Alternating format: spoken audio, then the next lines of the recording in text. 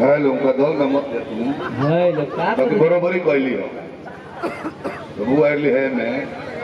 है तू हमार से कौन है तू नु कहत हो कि नचनिया का उतरी है तू कहता कि छोटा है कि मोटा बाद में बुझाएगा तो तू अलगा से कहबो मर लगे कि ना कहबो तू दौड़ के चली उतरू कहिया धरो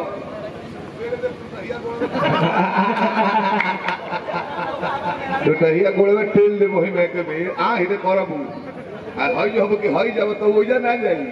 आगे वाला में गोड़वा तेल दे अच्छा। पछिला जन बत्ती भुक भुकात रही पुक पुक पुक तो ना इनके धुक धुक धुक दे वहां हिते होते झाड़ा फिर से हुए नचनिया प्यास क्या के कहती है माइक से कहती है कि छोटा है कि मोटा बाद में जाएगा तो हम कने कि अपने साइज बतावती है मोन रोल के तनी को खखार दिए पकी आराम से चल जाओ हां कोई जितना मौका बड़े सौ अपने ना लोड़ी है सो मौगिस कहते जूना जुड़ा बिगाड़ दे उधर के जू हम तनी तेल घोस के और मौगी के भेज है सो आई एने लोड़ा खाती ना तू नहीं का करी बोल जाके तो जूना मनु को लोग ठीक दी है नु चुली उली फाड़ दी है उनका बलात्कारी किसको के फंसा दी है जेल में वो तू बड़ा दादा प्योर मौगा बड़ा बूढ़ा है वो छिदार छिला के तो और मौग लागत है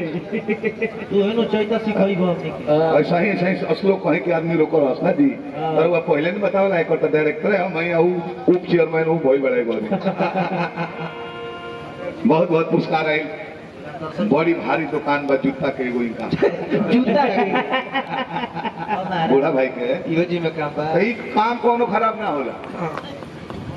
अपना से जूता पालिश को ले तेरा घर है तू ही मोची हो अपना से दाढ़ी पाले तेरा तू ही हजाम हो भैंस तू ले तेरा अपना से तू ही जादू जी हो गलती नहीं रही जी ई काम के अनुसार जाति में टैल सबे तो बरहमे जी के जोर से भइल बा जूता सिए वाला दुकान बा वाह भाई जूता के दुकान रहे बड़ी बिक्री होके तो वारंटी वाला जूता नवा गइली सो आ बूढ़ा कहले के भाई हम दूसरा करा के महीना काहे के दी कोनो पालिश करे के बा हम वहीं सी दे आई को नए नए बियाह भई रहे हरे लड़की से ना भई रहे तो कैसे भई रहे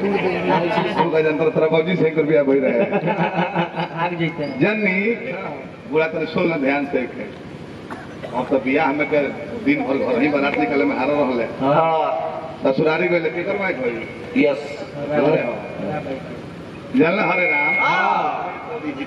ठीक से राखो तो एको बेरा हेलो एको पधर में समझ आता तो भाई कौन चल पर गाजर हेलो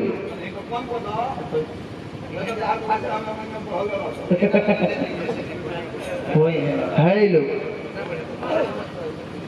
हेलो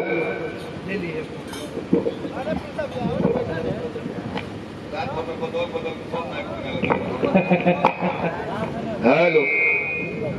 हेलो सिटिया मती अब जाने की बूढ़ा के होती जे बारात निकल गइले रात भर मारू में जागले रह गइले बिहान भेले विदाई को के मेहरारू आई वो नहीं तो घर तक खोने चले बाकी जूता के दुकान में 20,000 30,000 40,000 के बिक्री रोज रहे दिन भर सुहाग